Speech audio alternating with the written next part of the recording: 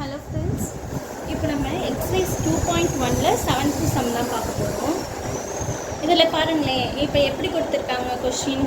Find the largest number which divides 1230 and 1926. Leaves remainder 12. இப்போ ரெண்டு number கொடுத்துட்டாங்க, leaving reminder 12ன்னு கொடுத்துட்டாங்க.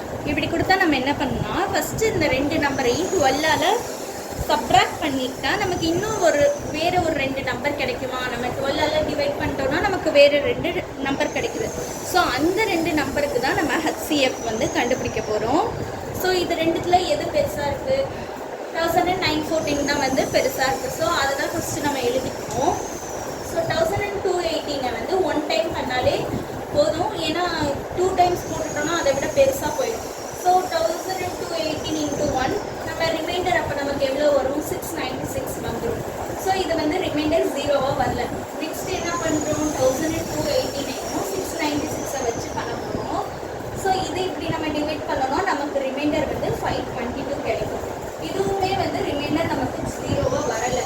ஸோ 696ஐயும் 522ஐயும் பண்ண போகிறோம்.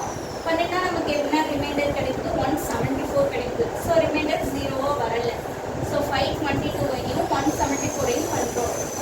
இப்போ நம்ம பண்ணோம்னு பார்த்தீங்கன்னா 174 3 டைம்ஸ் பண்ணால் நமக்கு வந்து 522 வந்துடுது. ஸோ ரிமைண்டர் நமக்கு 0வாக கிடைச்சிருச்சு. ஸோ நம்மளோட ரெக்வயர்டு நம்பர் என்ன, 174 தான் நம்மளோட ரெக்வயர்டு நம்பர். நெக்ஸ்ட் இப்போ என்ன பார்க்க போகிறோன்னா 8th sum. 8th sum பாருங்களேன், என்ன கேட்குறாங்க. If D is the highest common factor of 32 and 60, find x and y. Satisfying D is equal to 32x plus 60y. இங்கே நமக்கு என்ன கொடுத்துருக்காங்கன்னா ஒரு கண்டிஷன் கொடுத்துட்டாங்க. D is equal to 32x plus 60yன்னு கொடுத்துட்டாங்க. இங்கே நம்ம எதுக்கு ஃபஸ்ட்டு HCF கண்டுபிடிக்கணும்னா 60க்கும் 32க்கும் HCF கண்டுபிடிச்சிட்டு அதை வச்சு நம்ம இந்த கண்டிஷன் கொடுத்துருக்காங்களா அதையும் வச்சு நம்ம எக்ஸையும் ஒய்யையும் கண்டுபிடிக்க சொல்லியிருக்காங்க. ஃபஸ்ட்டு நம்ம இப்போ என்ன பண்ண போகிறோம், 60க்கும் 32க்கும் HCF கண்டுபிடிக்க போகிறோம். ஸோ 60 டேபிளில் பாருங்களேன், 60 வந்து 32ஆல் டிவைட் பண்ணோன்னா பேலன்ஸ் நமக்கு ரிமைண்டர் 28 வரும். பிகாஸ் 32 into 1 வந்து பேலன்ஸ் நமக்கு எவ்வளோ வரும், 60ஓட 32 மைனஸ் பண்ணிட்டா 28 வந்துடும். ஸோ ரிமைண்டர் நமக்கு 0வாக வரல, 28ஆக வந்திருக்கு. ஸோ நெக்ஸ்ட் என்ன பண்ணுறோம், 32ஐயும் 28ஐயும் பண்ணுறோமா. அப்படி நம்ம டிவைட் பண்ணுறப்போ நமக்கு ரிமைண்டர் 4ஆக கிடைக்கும். ஸோ 4மே வந்துட்டு 0வாக நமக்கு ரிமைண்டர் கிடைக்கல.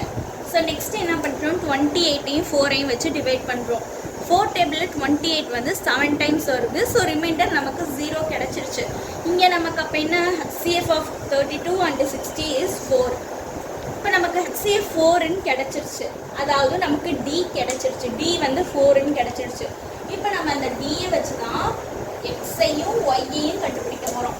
அதுக்கு நம்ம இப்போ என்ன எடுத்துக்க போகிறோம்னா, இந்த செகண்ட் லைன் இருக்கு பாருங்களேன், அதை நம்ம எடுத்துக்க போகிறோம். 30 is equal to 28 into 1 plus 4ன்னு எடுத்துக்க போகிறோம். ஏன்னா நமக்கு D வந்து 4ன்னு கொடுத்துட்டாங்களா.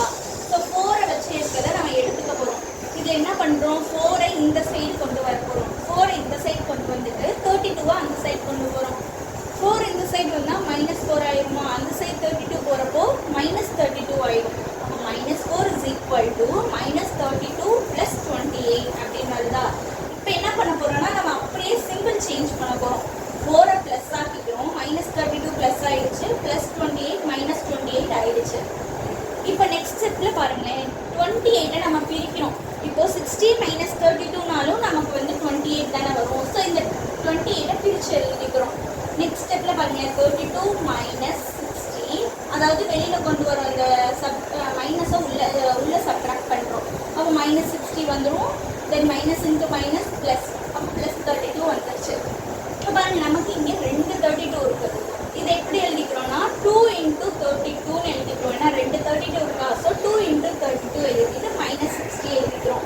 அப்போ இங்கே என்ன வந்துருச்சு, 4 is equal to 2 into 32. இந்த -60 நம்ம எப்படி பிரிச்சுக்கிறோம்னா -1 into 16 பிரிச்சுக்கிறோம். ஏன்னா இங்கே பாருங்கள், கண்டிஷனில் நமக்கு இங்கே ப்ளஸ் கொடுத்துருக்காங்க.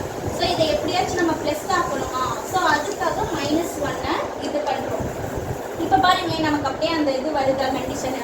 D வந்து 4 ஆயிடுச்சு. 32